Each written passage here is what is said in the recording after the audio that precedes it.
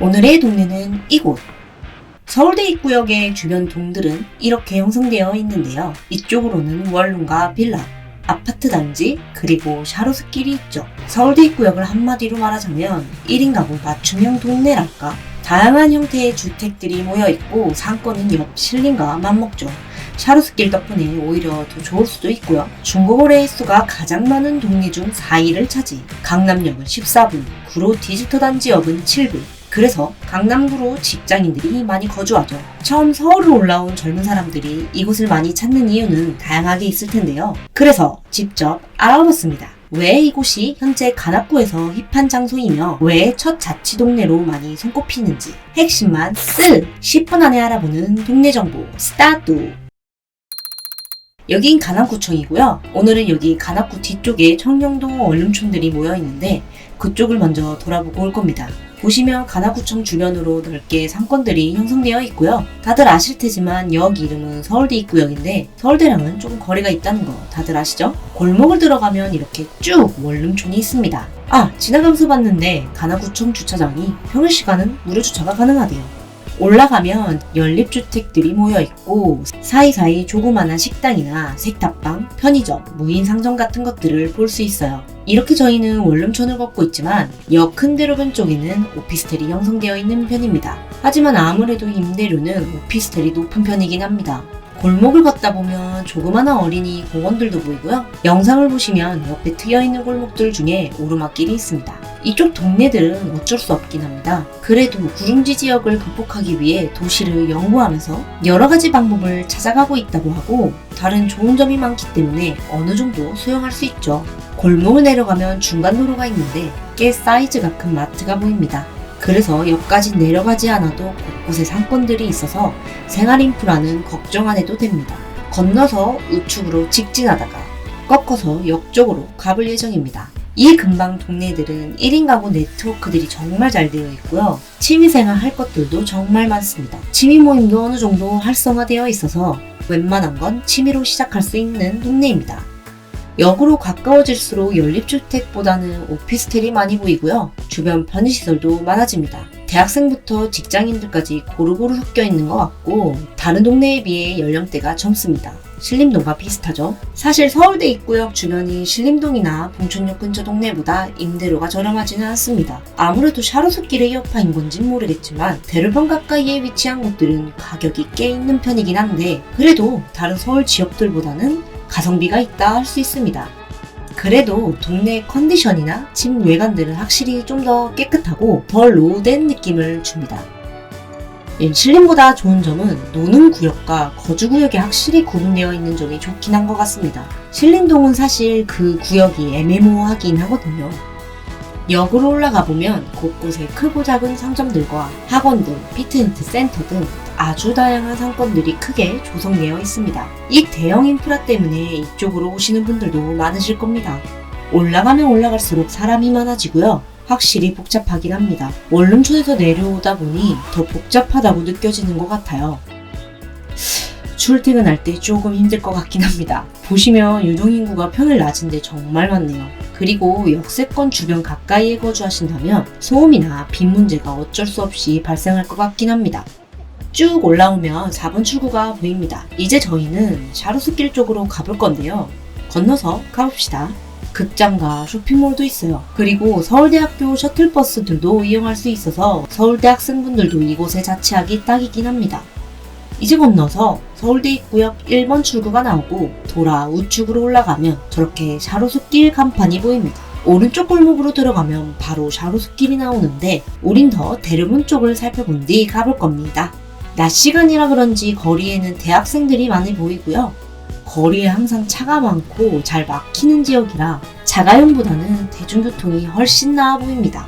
어느새 열심히 올라와 옆으로 꺾으면 보이는 저 식당, 저희의 첫 번째 픽입니다. 이곳은 바야흐로 제가 5, 6년 전에 이 주변에서 학원을 다닐 때 한창 갔던 맛집입니다. 일단 가성비가 정말 좋습니다. 저렴하게 맛있는 고기를 먹을 수 있고 가격에 비해 맛이 정말 좋습니다. 혼밥 하시는 분들이나 대학생분들도 여기 아시면 좋을 것 같아 소개시켜드렸어요.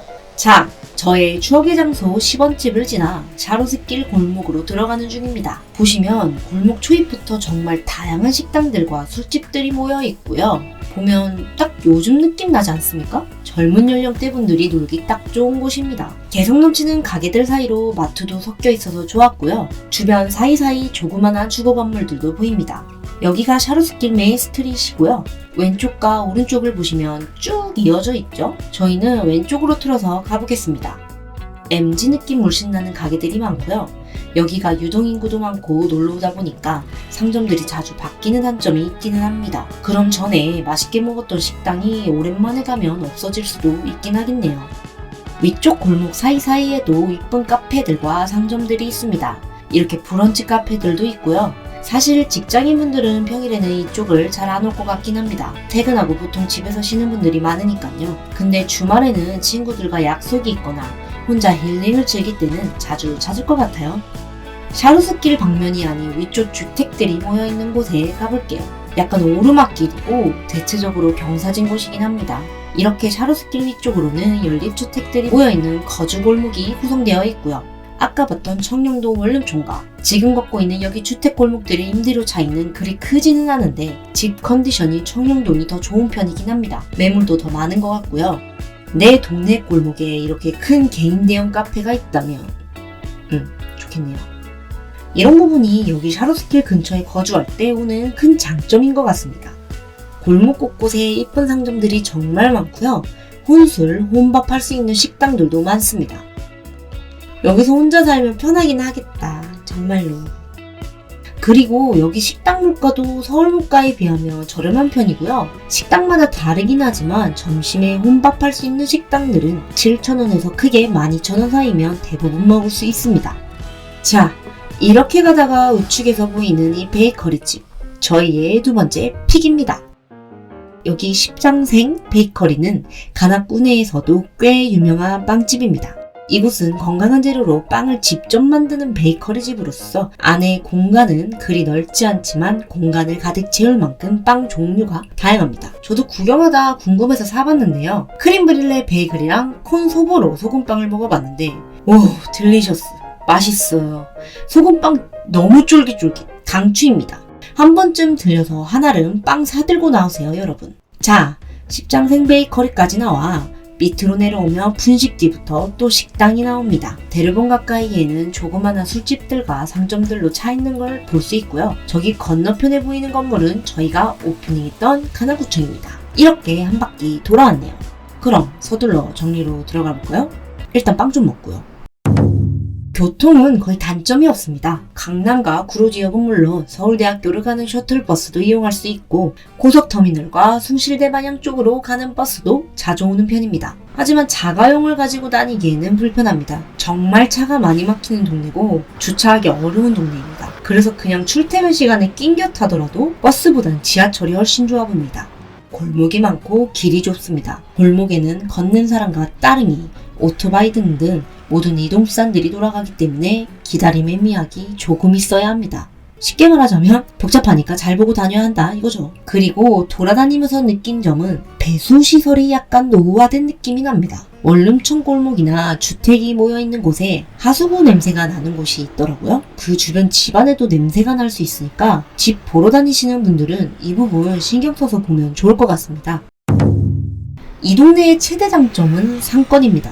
앞 영상에서도 보시다시피 큰 상권을 가지고 있고 골목 사이사이 다양한 상점들이 모여 있으며 샤로스길까지 있으니 상권과 인프라는 최강입니다. 내 생활 주변 반경으로 있을 건 다 있기 때문에 편리함은 보장되겠습니다.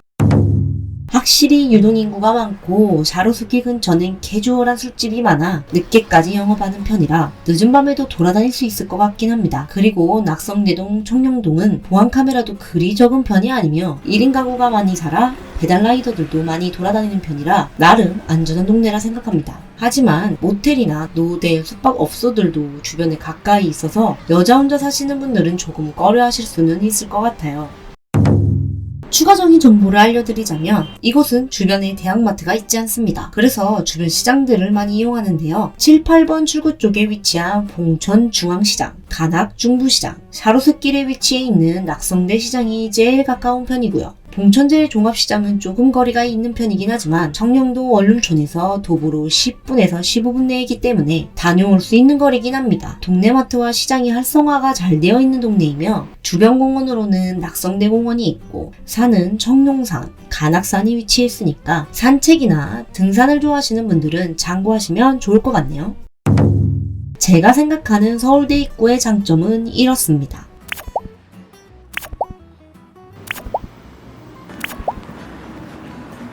그리고 단점은 이렇게 있겠네요.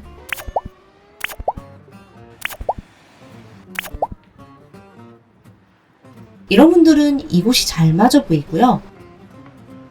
이런 분들은 잘 맞지 않아 보입니다.